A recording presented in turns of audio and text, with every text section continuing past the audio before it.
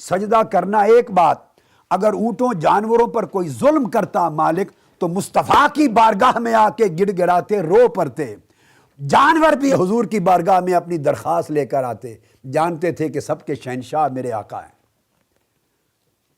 حدیث پاک میں عبداللہ بن جعفر رضی اللہ تعالیٰ عنہ روایت کرتے ہیں، سنن ابی داؤد اور مسند امام احمد بن حنبل میں روایت ہے، حدیث صحیح۔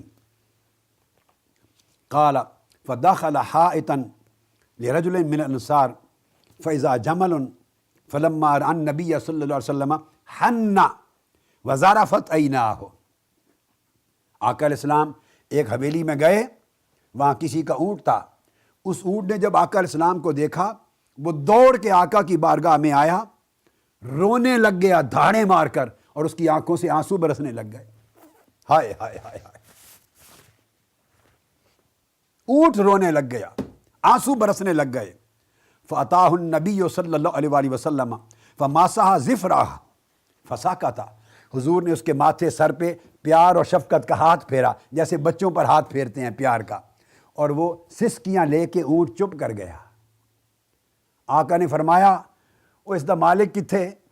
مالک آ گیا، یا رسول اللہ ایک جوان میں اس کا مالک ہوں۔ میرے آقا نے فرمایا، تمہیں شرم نہیں آتی؟ تم اس سے زیادتی کرتے ہو، اس نے مجھے شکایت کی ہے تمہاری کہ تم اس سے کام زیادہ لیتے ہو اور کھانا تھوڑا دیتے ہو۔ تو میرے آقا زبانیں بھی جانتے ہیں اونٹوں کی، اس نے شکایت کی ہے، بھوکا رکھتے ہو اور کام زیادہ لیتے ہو، اس کے ساتھ نرمی کیا کرو۔ امام ابو نعیم کے الفاظ ہیں، فلما رآہ البعیر جرجر ووضع جرانہ، وہ دھاڑے مار کے رو پڑا اور اپنی پیشانی میرے آقا کی بارگاہ میں رکھ دی اور رو پڑا، آنسو نکل آئے۔